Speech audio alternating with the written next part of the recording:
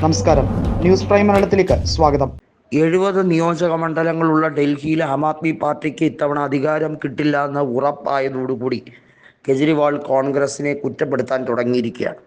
കെജ്രിവാൾ പറയുന്നത് കോൺഗ്രസും BJPയും തമ്മിലുള്ള അവിശുദ്ധ കൂട്ടുകെട്ടാണ് ഇപ്പോൾ നടക്കുന്നത്. തന്നെയും തൻ്റെ പാർട്ടി നേതാക്കളെയും കുടുക്കാനും തന്നെ വീണ്ടും ജയിലിലേക്ക് കൊണ്ടുപോകാനും കോൺഗ്രസും ആ പ്ലാനിൽ കാതലായ പങ്ക് വഹിക്കുന്നു എന്ന അസംബന്ധമാണ് തൊടുത്തുവിടുന്നത്. വോട്ട് വാങ്ങാൻ ഏത് നാറിയ രാഷ്ട്രീയ കളിയും കെജ്രിവാൾ കളിക്കും എന്നതിൻ്റെ ഉത്തമ സൂചനയാണ് അതിശി മാർലേന ഡൽഹിയിൽ നടത്തിയ പത്രസമ്മേളനം. അതൊരു സ്ക്രിപ്റ്റഡ് പത്രസമ്മേളനം തന്നെയായിരുന്നു എന്നുള്ളത് ഉറപ്പാണ്. അതിശി കൃത്യമായും എഴുതി തയ്യാറാക്കിയ ചില കാര്യങ്ങൾ മാത്രമാണ് മാധ്യമങ്ങളോട് പറഞ്ഞത്. മാധ്യമങ്ങളുടെ ചോദ്യത്തിന് വ്യക്തമായൊരു മറുപടി പോലും പറഞ്ഞില്ല.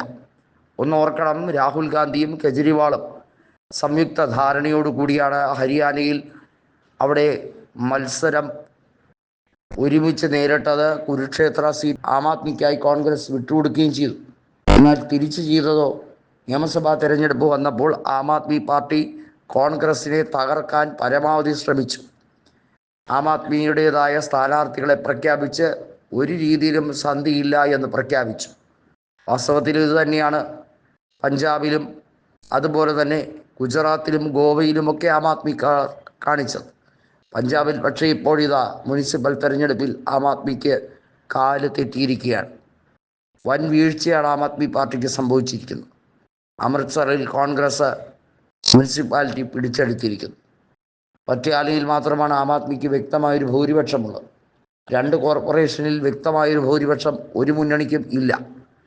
ആം ആദ്മി ഒറ്റക്കക്ഷിയായി വന്നാൽ പോലും കോൺഗ്രസ് ഇനി പിന്തുണയ്ക്കില്ല എന്ന് ഉറപ്പിച്ചിരിക്കുകയാണ്.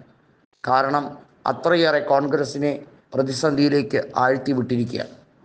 ഒന്നോർക്കണം, ആദ്യമായി ആം ആദ്മി പാർട്ടി 2013 തെരഞ്ഞെടുപ്പിൽ മത്സരിച്ചപ്പോൾ അരവിന്ദർ സിംഗ് ലൗലി ആയിരുന്നു ഡൽഹിയിൽ PCC അധ്യക്ഷൻ.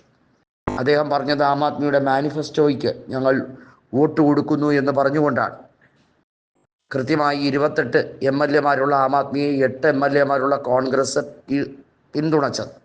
എന്നാൽ ആം ആദ്മി പാർട്ടി ആ പിന്തുണ നേടിയതിനു ശേഷം ഒരു രീതിയിലും നയപരമല്ലാത്ത നടപടികൾ എടുക്കുകയും ഒടുവിൽ 49 ദിവസത്തിന് ശേഷം അദ്ദേഹം രാജിവെക്കുകയും തുടർന്നുള്ള നിയമസഭാ തെരഞ്ഞെടുപ്പിൽ വൻ ഭൂരിപക്ഷത്തോടെ അധികാരത്തിലെത്തുകയും ചെയ്തു.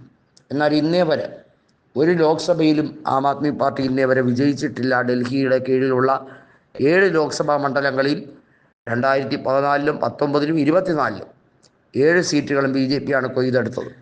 ഒന്ന് ഓർക്കേണ്ടത്, ലോക്സഭാ തെരഞ്ഞെടുപ്പിൽ BJPക്ക് വോട്ട് ഷെയർ ഗണ്യമായി വർദ്ധിക്കുമ്പോൾ ആം ആദ്മി പാർട്ടി കോൺഗ്രസിനേക്കാൾ താപ്പോട്ട് പോകുന്നൊരു കാഴ്ചയാണ് എല്ലാ ലോക്സഭാ തെരഞ്ഞെടുപ്പിലും കാണുന്നത്.